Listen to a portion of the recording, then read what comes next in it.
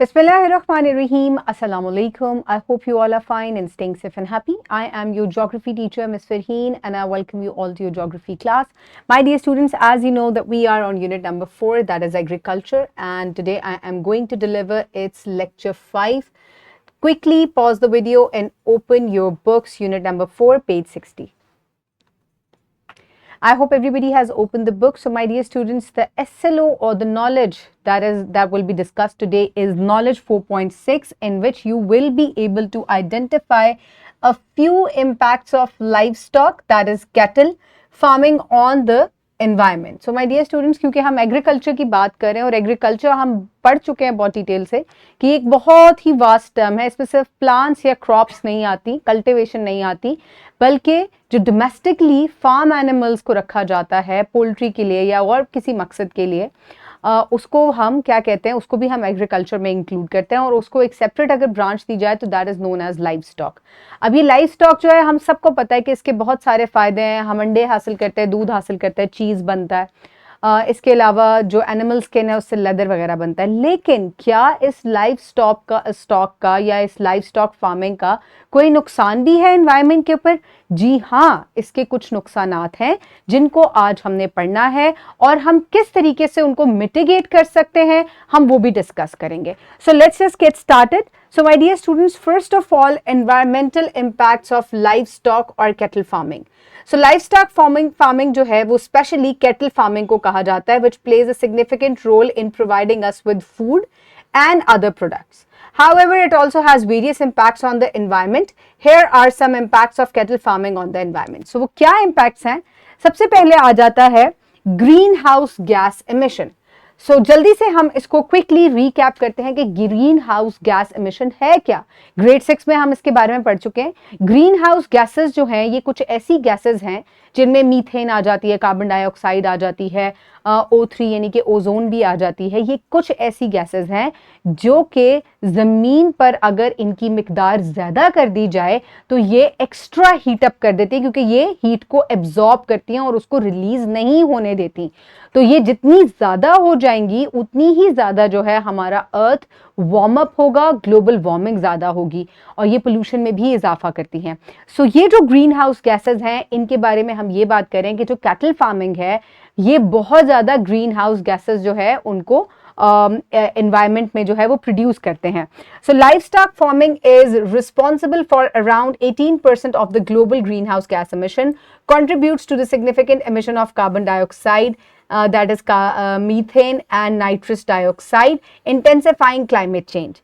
So जो kettles हम रखते हैं जिनमें आपकी बुक के अंदर इंटरेस्टिंग फैक्ट भी शेयर किया गया है कि जो काउज हैं ये बहुत ज़्यादा ग्रीन हाउस गैसेस जो हैं ये प्रोड्यूस करती हैं. जो काउ डंग वगैरह होता है यानी कि जो फुजला वगैरह होता है गाय भैंसों का, उसमें से बहुत ज़्यादा ग्रीन हाउस गैसेस जो हैं वो एमिट होती हैं. और इसके अलावा ये कुछ एक्स्ट्रा थर्स्टी एनिमल्स हैं जो कि पानी जो है वो डेली बेसिस पे बहुत ज़्यादा कंज्यूम करते हैं.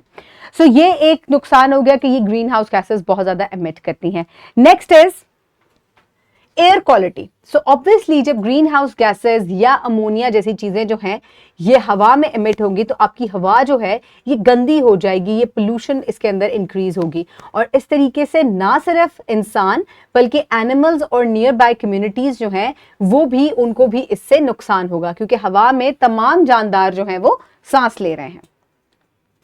तो दूसरा नुकसान क्या है? Land use and deforestation. अब फार्म्स बनाने के लिए जहां आपने जानवर रखने हैं वहां क्या करना पड़ता है, उनको दरख्तों को साफ करना पड़ता है. सो एक चीज ये है और दूसरी ये है कि ग्रेजिंग के लिए यानी कि जो जानवर जब फार्म्स के जो एनिमल्स हैं जब ये चरते हैं तो ये क्या करते हैं, ये बहुत ज्यादा जो है वो प्लांटेशन जो है उसको डिफॉरेस्ट करते हैं, उनको खत्म करते हैं और इसकी वजह से बायोडाइवर्सिटी जो है उसको हार्म होता है.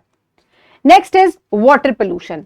अब जितना भी पेस्ट या फुजला वगैरह या फर्टिलाइजर्स जो है, पेस्टिसाइड्स जो है या एंटीबायोटिक्स जो इन जानवरों को दी जाती हैं वो एज अ वेस्ट प्रोडक्ट जो है वो यूजुअली पानी के अंदर शामिल कर दी जाती हैं और इसकी वजह से क्या होता है, इसकी वजह से वाटर कंटेमिनेशन होती है, जिसकी वजह से वाटर पोल्यूशन होती है और वाटर पोल्यूशन की वजह से जो आबी हयात हैं, जो पानी में रहने वाले जानदार हैं, उनको मसाइल का सामना करना पड़ता है.